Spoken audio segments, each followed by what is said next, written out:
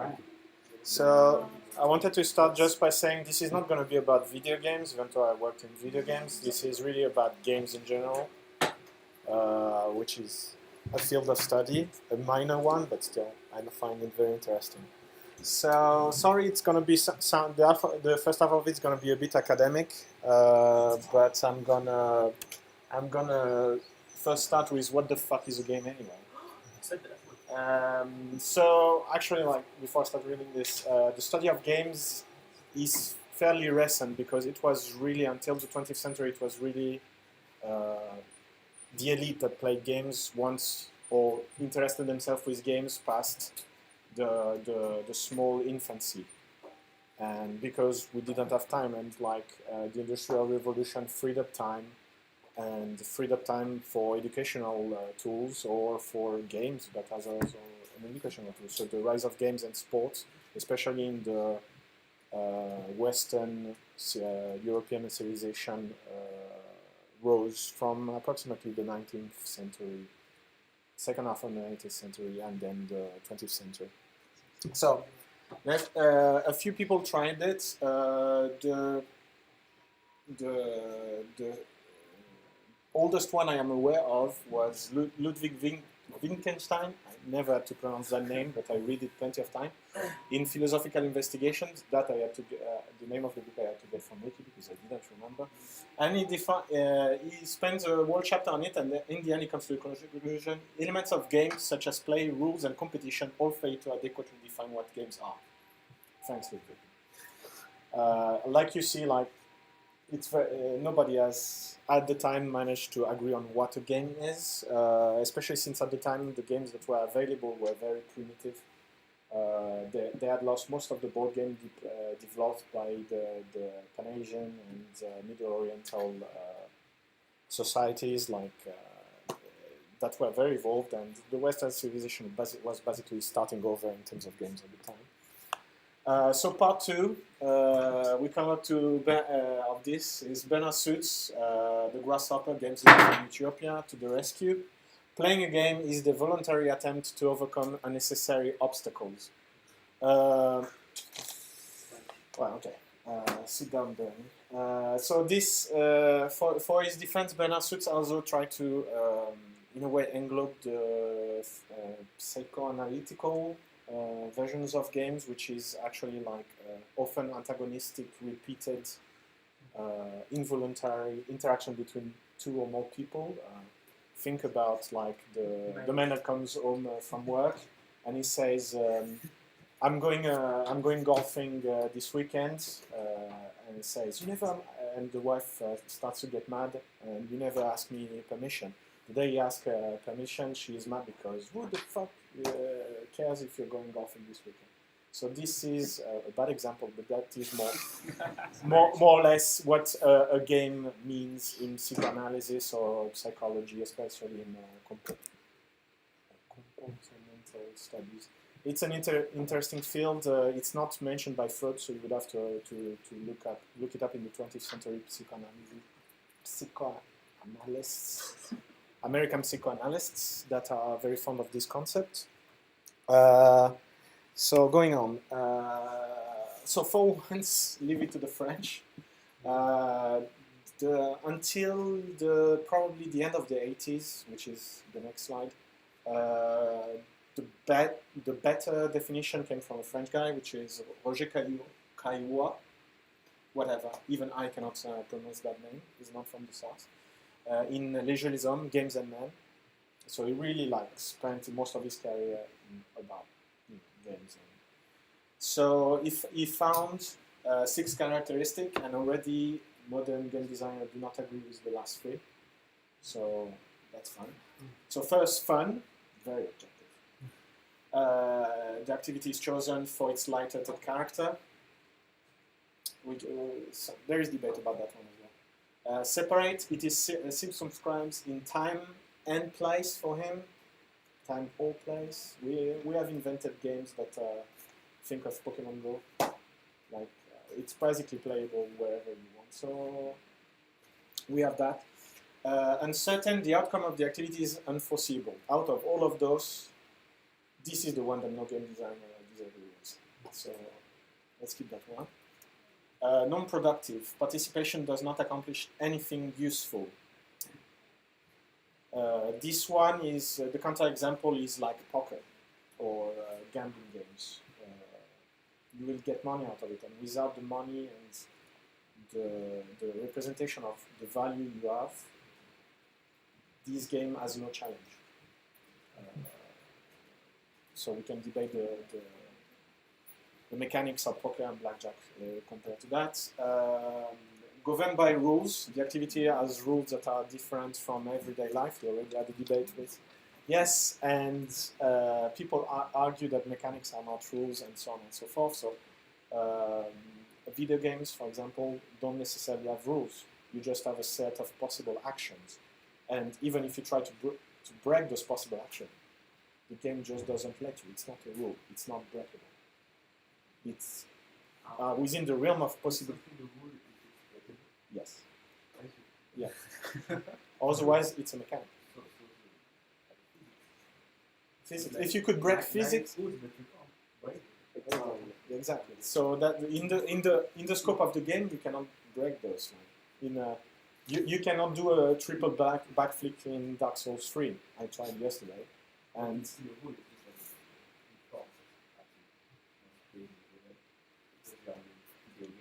it's the difference. Yes. Fictitious. It is accompanied by an awareness of different reality. Again, sports and professionalism, and again, gambling games come into mind here.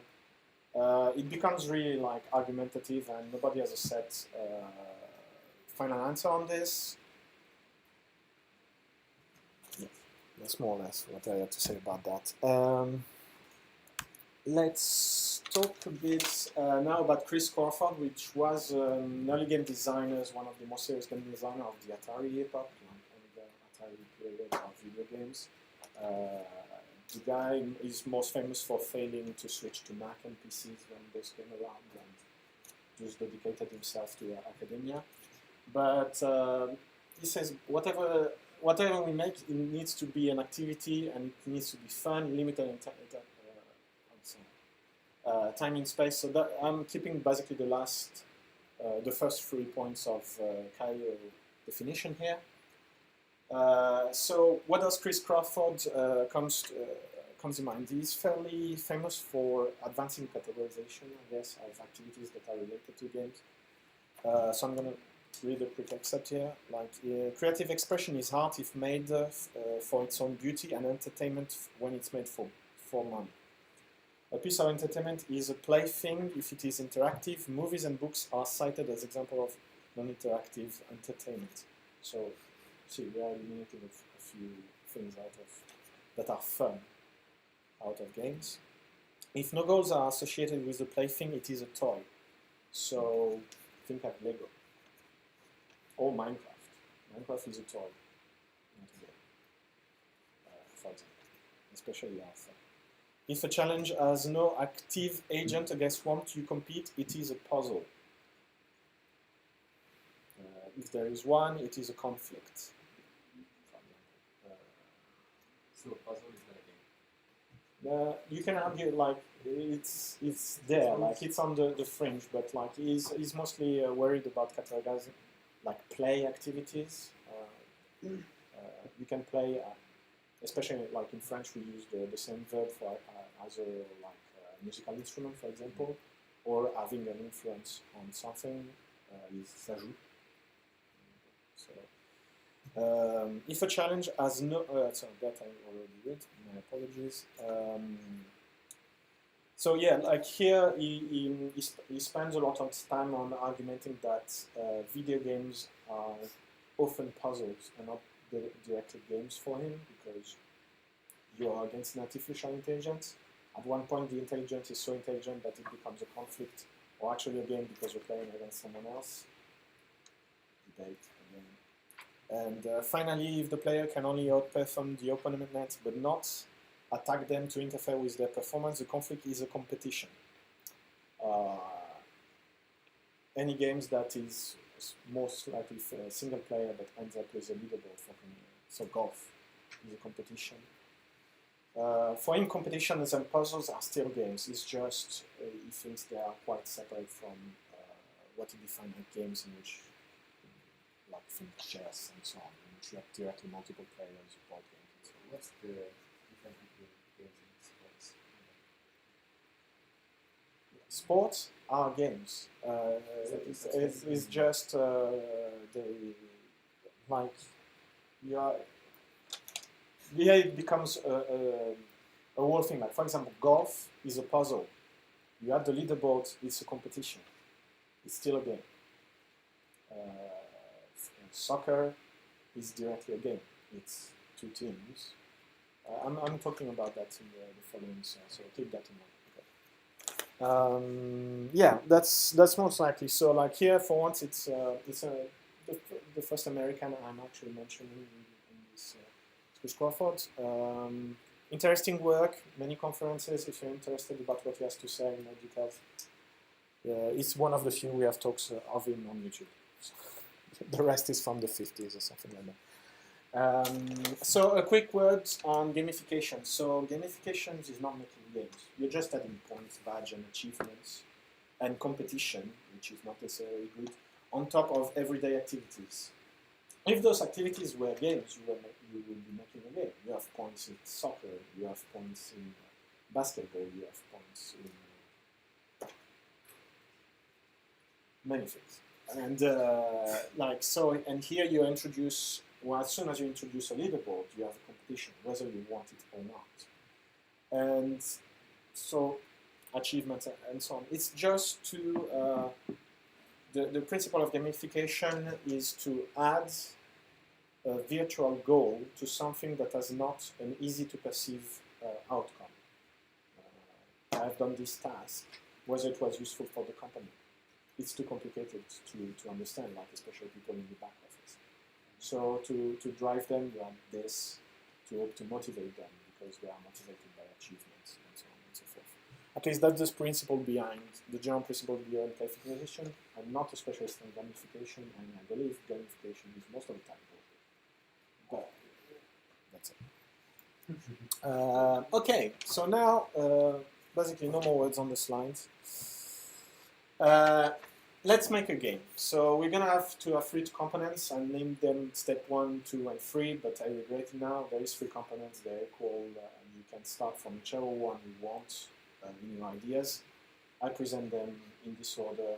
I should have not have called them steps. So let's start with tools. Many tools have been created for working game. A tool is defined as not something that helps playing the game, but something that is necessary to play the games. I could, like the board of Go, help me play the game, but ultimately I need a grid and tokens. Enough tokens to fill up the grid, potentially. I could play Dungeons and Dragons without dices and pens. I just need something else to do the randomification. But in the end, when you design a game, you design a set of tools. I mean, the most common randomizer is the dice or the deck of cards.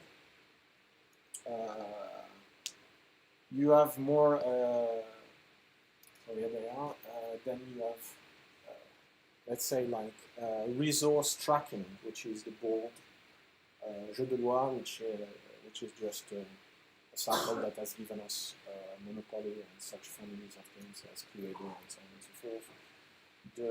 The pawn, which is present in chess, or just as a token of marking a place in the progression of the games. A piece of software, those are tools. You could start your idea from the tool. Like Rubik's Cubes is a game that was started from the tool. The guy designed the Rubik's Cube and then invented the goal of completing it by making it adding the rule that the completion would be when all the faces match in color. Some people play differently. They take 1,000 Rubik's Cubes, switch them, use them as pixel for a picture. There's very beautiful things that use Rubik's Cube, but that's an example. Now, pick the goal. That's the part actually I'd like to discuss a bit about. Like, when I talk for a layman, let's say, chess and checkers are related to Go, not for game designers. Chess and checkers have the goals of eliminating the opponent from the face of the game. You kill his king, or you take all his tokens from the game. Go is what we call a resource gathering mechanic. There is the empty board. You have, this is the potential maximum of resource that you can gather, and both opponents agree to end the game when there is no more resource that they think they can grab. And then you count the resource that you have gathered, and both persons are still alive and still well at the end of the day. They're still on the board, but one has more resource than the other, and this wins.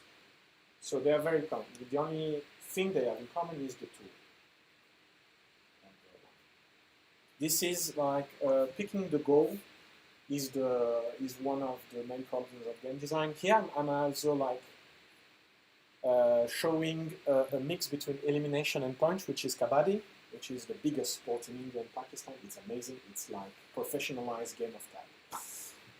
You see the guy like trying to extend like his foot past the line. You score a point if you touch past a certain line and go back to your side before someone prevents you, catch you from going on the side of the line. And a set is concluded when one of the team has been fully eliminated from the field. It's an amazing sport. Watch it online. It's better than any other sport. It's amazing. Elimination is also the most common mechanic, for example, in most what we call martial arts, but I call them fighting sports now, because as soon as it stops being for self-defense, it becomes a sport. Think of Olympic judo from traditional judo. And sumo, in the end, is a sport, is made for spectacle. There is no self-defense in it. Is the most bare-bone elimination one. The guy falls, so in sumo you lose if you step outside the circle, or if any part but the plant of your feet touch the ground. At its essence, that's it. Then there is rules for safety and embellishment, but at the end of it. And elimination is also like any. Have you noticed how the most common mechanic to win is killing someone in video games? This is called elimination. In the end, like yes, you have resource gathering points or completion of a task before the others, and elimination, which are often mixed and matched in terms of goals. But you could classify most goals of a game into these categories. I would like to talk about completions because it's fairly common in puzzles or where you don't have a direct opponent. For example, golf. If you are not within a competition, it becomes a puzzle. It's a puzzle that has been left there by a course designer. Bouldering. It's directly called, like finishing a bouldering challenge is directly called solving. And a bouldering challenge is often mentioned as a puzzles, and they have grades of difficulty, and those are left by nature. So I think it's incredibly cool. D&D, that's why there is Vin Diesel. He's one of the most famous Dungeons and Dragons players in the world. He's been playing the same character for 20 years. This guy is legit. And here you try to complete an adventure, at least in some forms of Dungeons and Dragons. You have a set goal to finish the adventure, solve a mystery, defeat a dragon, whatever. There is an end goal which is completing with your team, and there is no competition here. In the end, even the dungeon master is not there to prevent you from completing. Anyway, solitaire. You have a completion. You have a beginning, randomized state, and you have to finish the chaotic state. It's chaos to order. Chaotic state, randomized states to final order. All the sets are put in order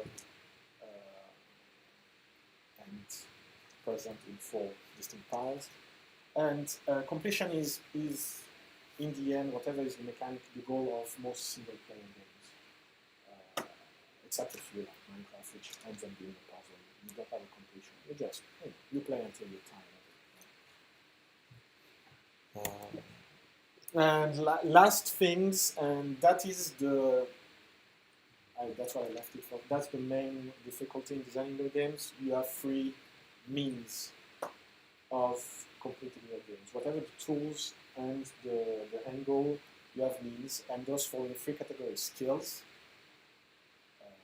strategy, chance. Chance is easy. You need a randomizer. It is uncertain but fair to everybody. That is its advantage. The difference between strategy and skills is ultimately the way I've made myself understand it is you could change your strategy by listening to someone else explain it to you once. If you understand it, you can apply it, and this could help you win the game. Skills, you need to train yourself. Someone could explain to me the golf swing. It would take me years of training to perfect it. But someone can that goes. There is a mix of three. What? There is a mix of the three.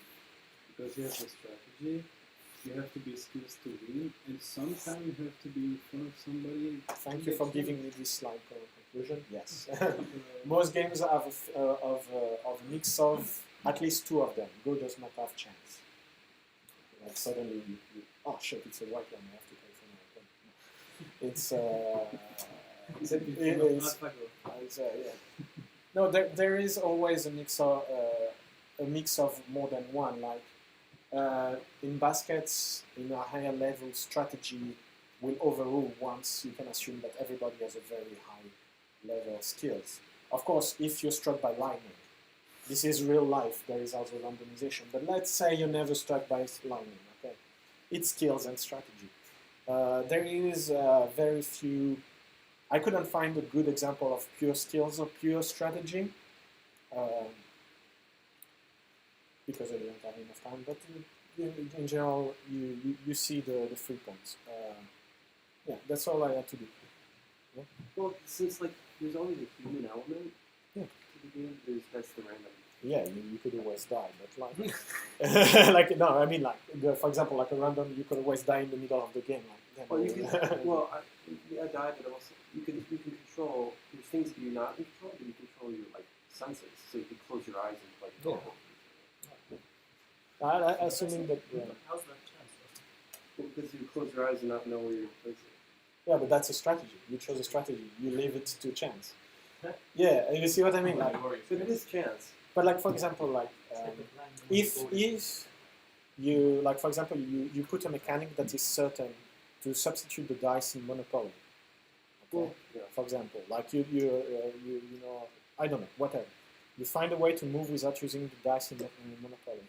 So the person with the best strategy would win. You see what I mean? And assuming that he's good enough at explaining it, he explains it to someone else. Someone used that strategy that is assuming the theoretical best strategy. That person would win again with that best strategy because you have removed the uncertainty of the chance, and and that's the difference between strategy and skills. You can teach it to someone with just words, and the person doesn't need to practice it before being able to use it. Well, skills is the you need to practice it or being taught repeatedly by someone and practice it for yourself before being able to use it successfully. Of course, I can try the golf swing without practicing. It's going to be shy unless I'm a fucking genius. I'm not. The chance.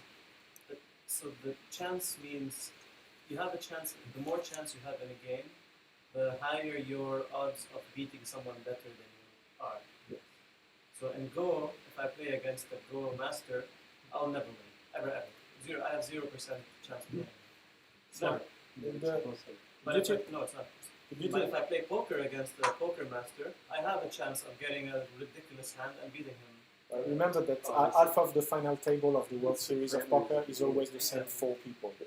So at this point in poker, like there is strategy to override chance, and those are called skills. So you see, it becomes a bit. No, chance is the same. It's like repetition in global currencies, like yes, but like it's yeah. But it's possible to have like world champion in the from like the first round. Yes, like ultimate bad luck. The guy has pairs of 2s all the way long for the whole day. He's out.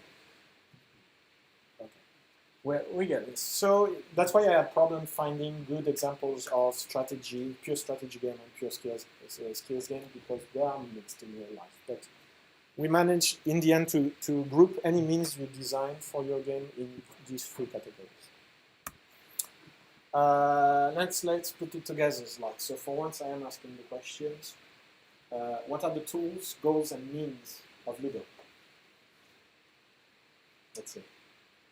I'm not talking on that. Yes, I'm not. The tools or technology? A piece of software. That's the question. Yeah, it's quite a good user trap. That's the question that you asked. Emails, Yeah, there is. page. Is it the tool? Is it the rule? Is it is it the means? Is it the thing? Even if you could eliminate the distributor. No, not of the project, but of the game Ludo. Okay, we limited the exactly. Yeah. But like, is it, or is it like to have more points than the other team and be first on the? Yeah. But like I would argue that the goal is gathering points to be on top of the leaderboard. Exactly. Answering the question will be the means. You see? And then the tool is a piece of software. But I used, for example, emails in the So you see, like to design a game is not to define it. Is what the point I wanted to make. We have designed a game, but I could play the same game with different tools and means and goals. For a good example, we developed a prototype during the game jam of a game called Time to Live, in which everybody lose points just with time, and you have ways of slowing it down, and it's the last person standing that will win. And there was a lot of embellishments and mechanics and secondary goals to make that happen. And at first we did it with a board and with a deck of cards. And then we developed a video games on it. But it was still TTL. Monopoly doesn't change much if you put it on a piece of software or if you play it on the board, and so on and so forth. And you could play, for example, Cards Against Humanity without cards. Just remove the cards and say, okay, a judge gives a subject that he comes up with, and you write it down on a piece of paper, and you pass it around.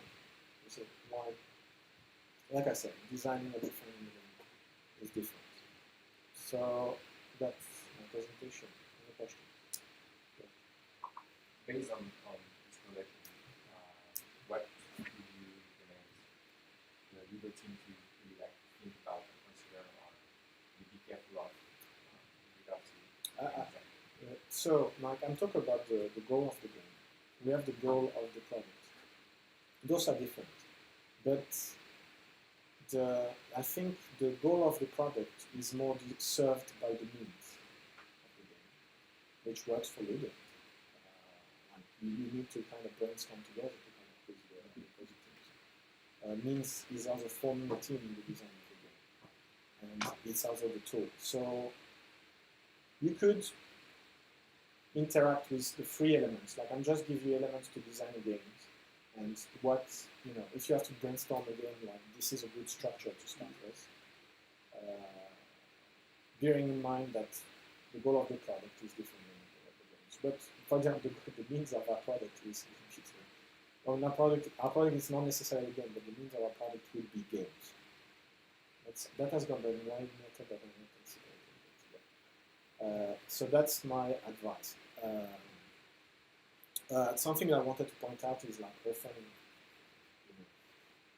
an enthusiastic fan person. I was a fan person. You come to an experienced game designer and say, I have this idea for a game. You are this guy, and you have to fight against this. And so, but that's not a game. That's a book.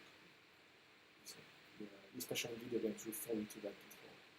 So, So it's really interesting. thanks. What is a good game? Like, how do you design a good game?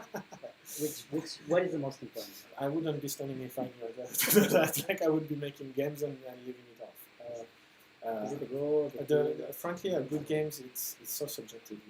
would you think it's a good game if you have fun at the end of playing it?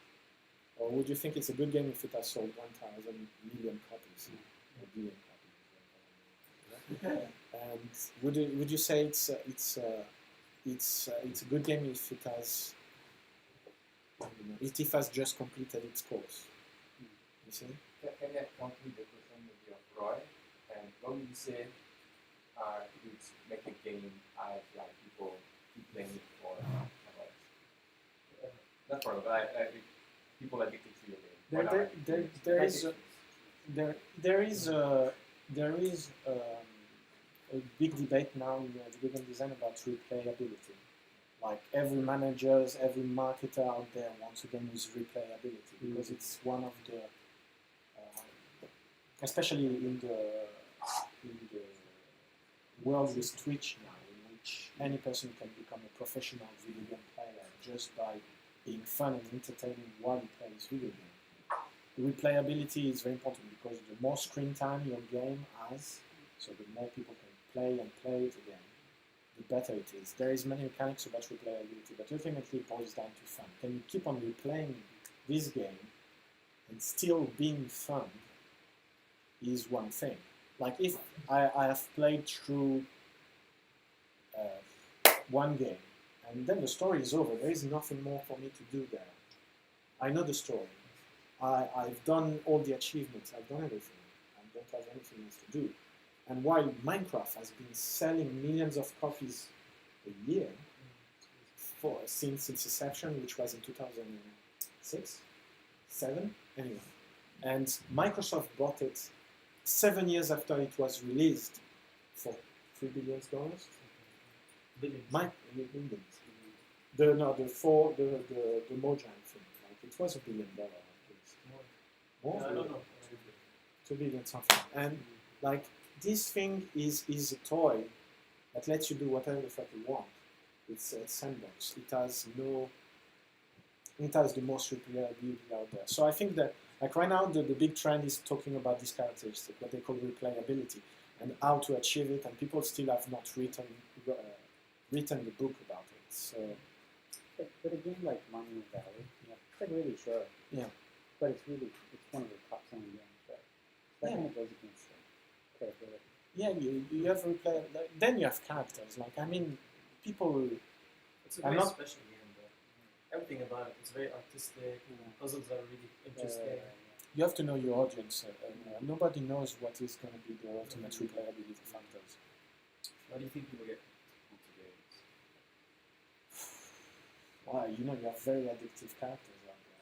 So, I mean, everything can be an addiction, but games ultimately like that. In modern worlds, for me, okay, why do I get addicted to game? Escapism, and a completion drive. Like when I get into a game, I want to complete it to its 100%. That's why I play NG+, on Dark Souls, because like I still think there is something I haven't seen. It is one mechanic. I don't know. I think I don't know much about game mechanics, but I think they on drivers, and they vary. You have those like escapism, collection, competition, and because of people. Video games are extra. Like, just the example and the subgenre of video games, which is just the support in the end. You have many types of games in video games, and they all play to different amounts of those human drives, which I have no more clue to have that is. The most popular ones that started with World of Warcraft and now are in all these mobile games is they really play on this instant gratification you get.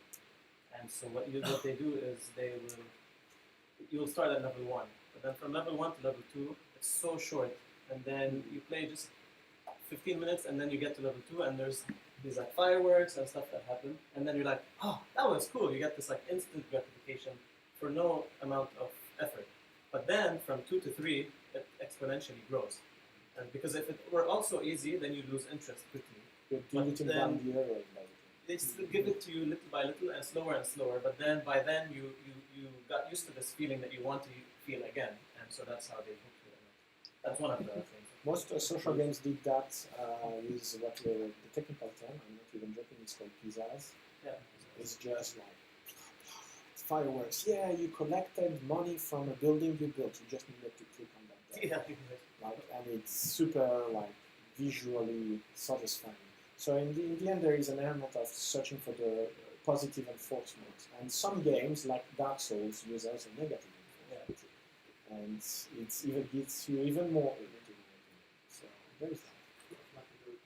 It's also based on there's like this ethical Y line where you have like the skills and there's a level of challenge. If it's too easy to use interest, if it's too hard to use interest, you always have to stay on the edge. Because as you play, you get more skills. Yeah. So the level of difficulty also is that's where the games want to keep you along that. In my original idea for this, I didn't have much time, and really it was a low inspiration rate for me. So I wanted to drive you through creating a game together. So if you're interested in a session like that, I would be willing to drive that. I will not create the game; you guys will create it.